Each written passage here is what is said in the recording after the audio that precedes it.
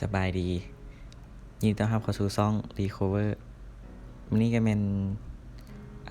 เฮาเองเนาะเคซุสจากนี้ก็อาจจะได้เจอกับเฮาดูได้หน่อยนึงนะเพราะว่าซีซ่าเราบ่ค่อยวาง ถ้าใครอดใจบ่ไหวก็ไปติดตามเราได้อยู่ IG เนาะก็มาเข้าเรื่องกันเลยมื้อนี้เฮาก็จะมาแต้มคีรัวจากเรื่อง Hunter x Hunter จะเป็นจังไดก็ไปเบิ่งกันเลย โดยขั้นตอนการอิดกาสเก็ตต้องแล้วก็ขึ้นโค้งอย่างตามปกติเนาะเช่นว่าทรงผมของคิรัวมันจะสูงกว่าหัวเนาะเพราะว่าคันแต้มใกล้ๆบนโค้งหัวมันจะบ่คือปานใดครับก็เลยแต้มมาสูงกว่าตอนนี้ก็มาสเก็ตเสื้อเนาะก็แต้มให้มันแบบว่ามีกล้ามหน่อยนึงเนาะวันนี้ก็มาฮอดขั้นตอนในการตัดเส้นเนาะโดยจะเริ่มจากตัดผมก่อนตัดเส้นผมบ่เป็นตัดผมนี่ก็มาหูโดยตัดเส้นจะเริ่มจากซ้ายมาหาขวาแล้วก็อันนี้จะแม่นแบบว่าเฮาลืมสเก็ตบอลผมบอลนั้นทางกลางหัวบอลนี้ก็มาตัดเส้นต่อเนาะแต่ตัดเส้นก็จะเป็นแบบว่า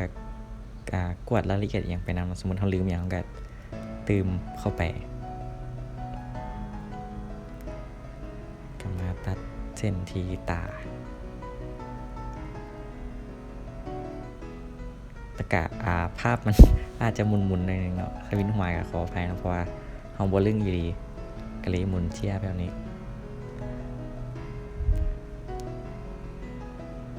มาตัดทอดที่คอแล้วเนาะ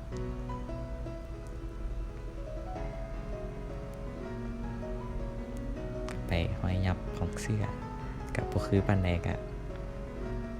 ขออภัยเนาะแล้วก็จะเห็นว่ากล้ามบนเนาะเฮาบ่ได้ตัดเนาะเพราะว่าลืมก็ขออภัยจากใจเลยเนาะ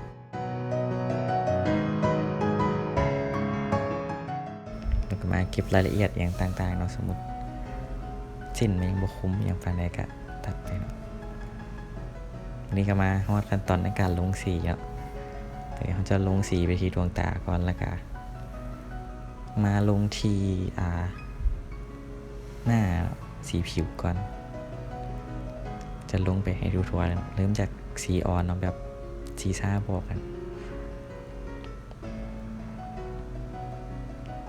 ก็ลงไปให้ทั่วเลยเนาะก็เอาสีส้มมาลงให้มันเป็นเงา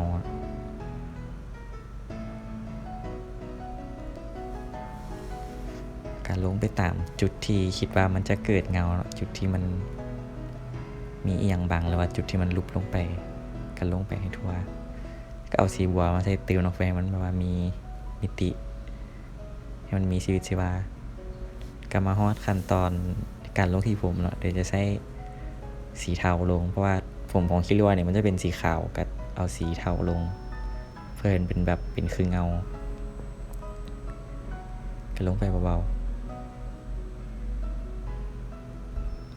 ก็เอาสีเทาเข้มมาลงสีติวนะเพื่อนเป็นแบบเป็นเงาหน้า